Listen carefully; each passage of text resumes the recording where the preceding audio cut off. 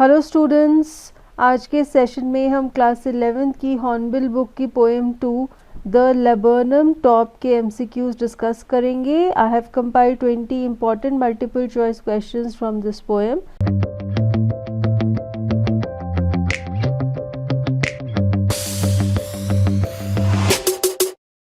So I'll give you a question with 4 options and I'll give you 10 seconds to guess the correct answer.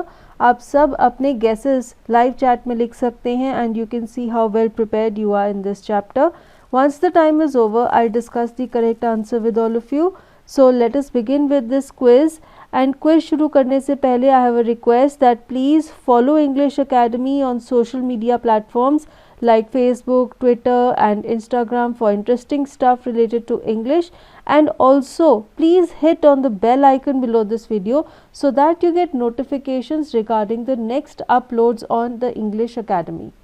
Now let us begin with this MCQs quiz and we see question number 1. How does the poet describe the top of the laburnum tree? Options है option A still and silent, option B moving and angry like, option C noisy, option D none of these and your time starts now.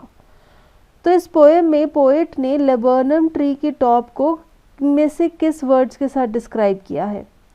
Our answer is option A still and silent. In the starting line ही says the laburnum top is silent quite still, यानी कि वहाँ पे कोई noise नहीं है और वो एकदम स्टिल है, कोई मूवमेंट नहीं है. Question number 2. What happens to the leaves of the laburnum tree? Option A, they are green. Option B, they turn yellow. Option C, leaves fell down. Option D, new leaves are growing. And your time starts now. So what does the poet says in this poem about the leaves? He says option B, the leaves are turning yellow. वो अपनी poem के line 3 में कहते हैं a few leaves yellowing. Yellowing means they are turning yellow in color. Now we see question number 3. What poetic device is used in the line it is the engine of her family? Poem से जो line दी गई है इसमें कौन सा poetic device use हुआ है? And your options are metaphor, alliteration, personification, none of these and the time has started.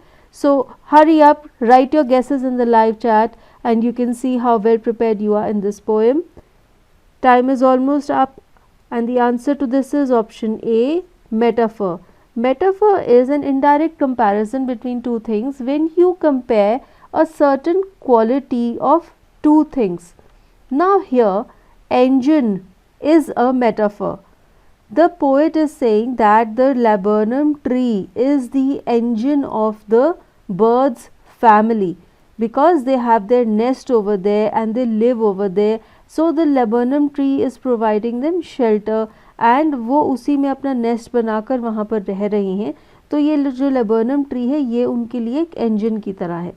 So this is metaphor क्योंकि वो एक engine की क्वालिटी को ट्री के साथ कंपेयर कर रही हैं. Question number 4. When did the laburnum tree become alive?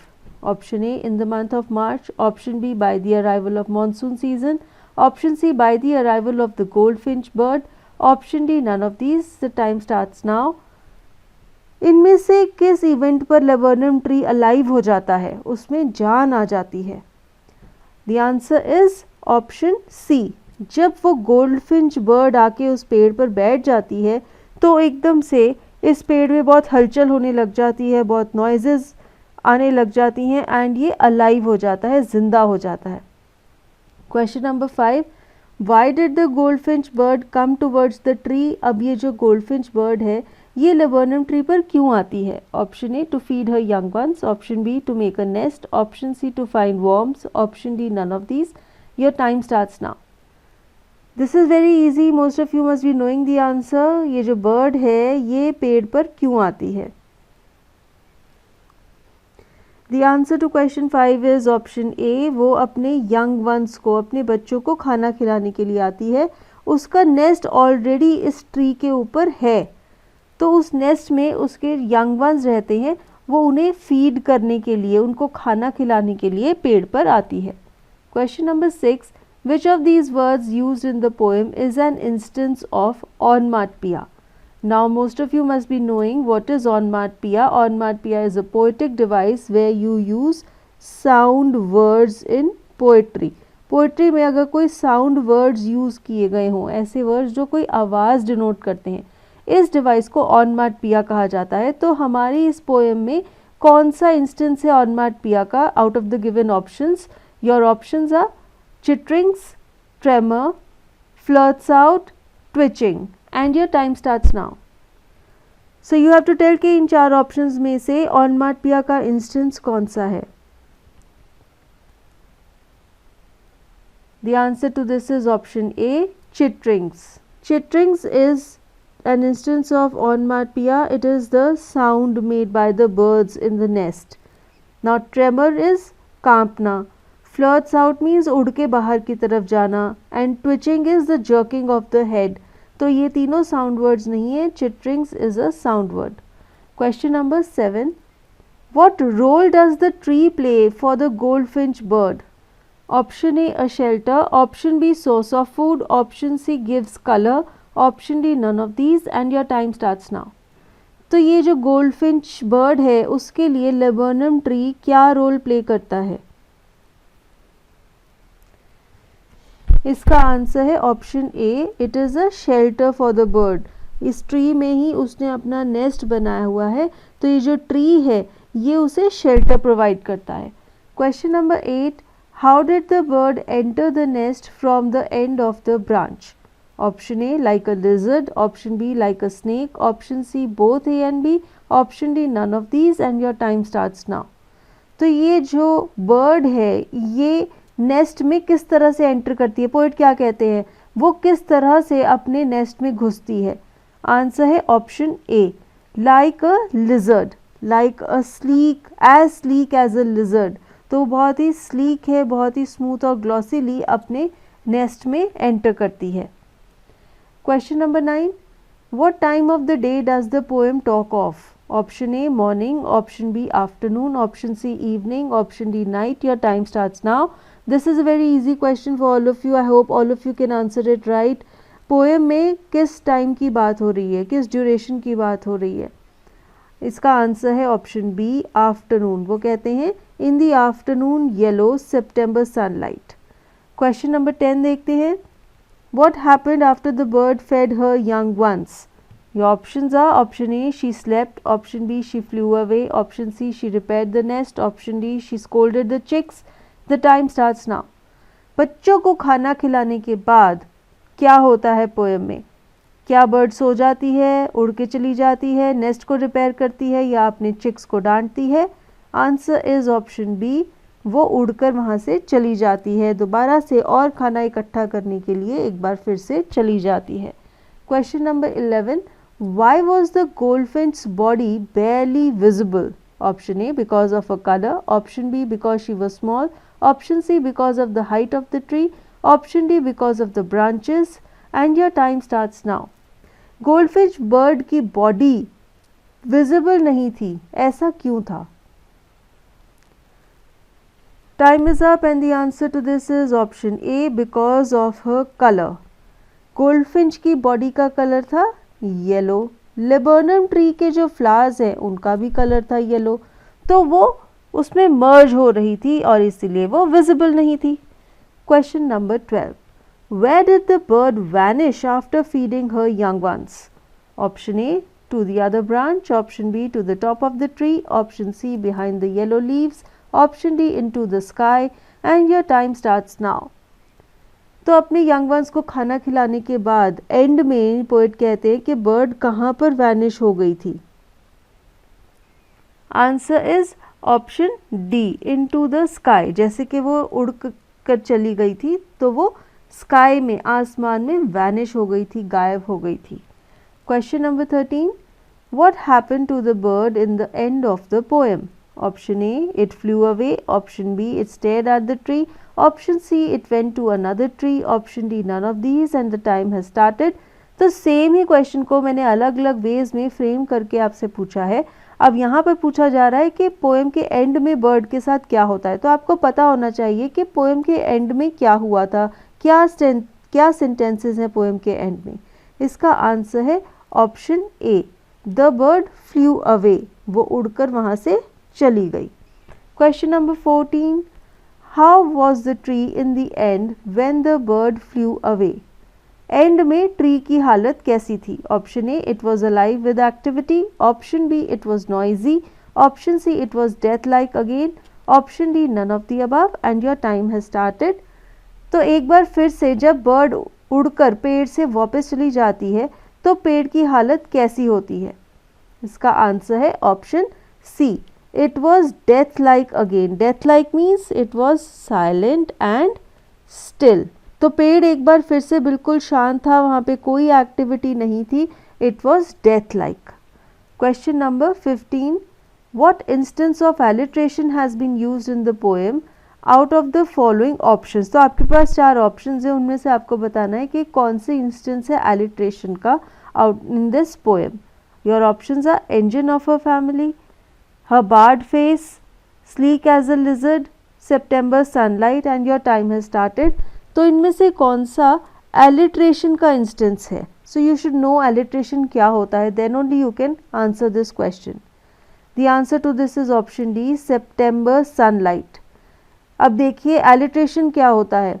अगर कोई 2 consecutive words की starting में सेम consonant sound आ रहा है, जैसे कि दोनों words में आ रहा है स sound, that devices alliteration. September sunlight, दोनों words स sound से शुरू हो रहे, ये consonant sound है और ये words इकट्ठे आ रहे हैं poem में, तो ये alliteration है। Question number 16, what literary device has been used in the line then sleek as a lizard and alert and abrupt? इस सेंटेंस में कौन सा literary device used हुआ है? आपके ऑप्शंस हैं simile, metaphor, alliteration, anaphora and your time starts now. So you have to tell कि इस लाइन में कौन सा poetic device use हुआ है. For this you need the knowledge of all the poetic devices that are there in your syllabus. Answer is option A, simile. Simile is जब आप कोई 2 चीज़ों को कंपेयर करते हैं लाइक या फिर एज यूज़ करके। यहाँ पर वो कह रहे हैं स्लीक एज अ लिजर्ड, यानी कि वो गोल्डफिंच बर्ड एक लिजर्ड की तरह स्लीक थी। So this is a simile. Question number 17 देखते हैं, what does the phrase her barred face identity mask mean? इस फ्रेज का क्या मतलब है? Option A, the bird was wearing a face mask. Option B, the bird was yellow in color which merged in the color of the flowers on the tree. Option C, the black marks on the bird's face make it visible. Option D, both B and C and your time starts now. Bird face identity mask, इसका क्या मतलब है? Students, time is up and you have to find the most suitable answer. And that is option D, both B and C. Barred face identity mask का क्या मतलब है? Barred means marks और lines. तो ये जो bird है goldfinch bird, इसके चेहरे पर black कलर की marks थे और ये जो black कलर के marks थे यही उसका identity mask था, क्योंकि यही उसे विजिबल बना रहा था। अदरवाइज ये जो बर्ड है ये इसकी पूरी बॉडी येलो कलर की थी, जैसा कि ऑप्शन बी में लिखा हुआ है, और उसकी बॉडी येलो कलर की होने की वजह से येलो कलर के लेबर्नम ट्री में वो विजिबल नहीं थी।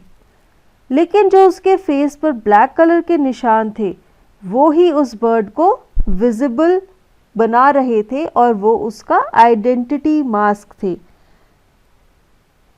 तो इसीलिए हमारा आंसर होगा option D, because both B and C are the answer for barred face identity mask meaning.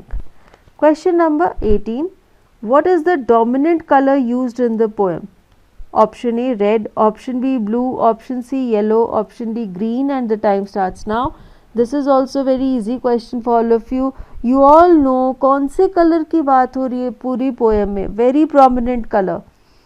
Time is up, answer is option C yellow. Laburnum tree yellow colour का है, गोल्डफिंच बर्ड येलो कलर की है, जो सितंबर का महीना है autumn का वो भी येलो कलर का है, जो सनलाइट है उसने आसमान को येलो बना दिया है, जो पेड़ के लीव्स हैं वो भी पीले हो रहे हैं। तो सब कुछ येलो येलो येलो येलो है। Question number 19, what is described by the word sleek in the poem? Option A lizard, option B bird, option C engine, option D top of the tree and your time has started. तो इस poem में इनमें से किसको sleek कहा गया है? Answer is option A, lizard को स्लीक कहा गया है। Question number 20, what is described as engine in the poem? Option A lizard, option B machine, option C laburnum tree, option D none of the above and your time starts now. तो इनमें से किसको engine कहा गया है? It is the engine of her family. तो ये it क्या है? टाइम इज अप और इसका आंसर है ऑप्शन सी, लेबर्नम ट्री। अब इस सेंटेंस से जो प्रीवियस सेंटेंस है उसमें पोएट कहते हैं the whole tree trembles and thrills, it is the engine of a family. तो वो ट्री को ही रेफर कर रहे हैं कि वो जो ट्री है वो बर्ड के फैमिली का इंजन है, क्योंकि वहाँ पे उनका नेस्ट है। So with this we come to an end of this session where we've discussed 20 important multiple choice questions from this poem The Laburnum Top, and I hope आपकी अच्छी revision भी हो गई है इस poem में and you know what kind of questions can be asked in your exams.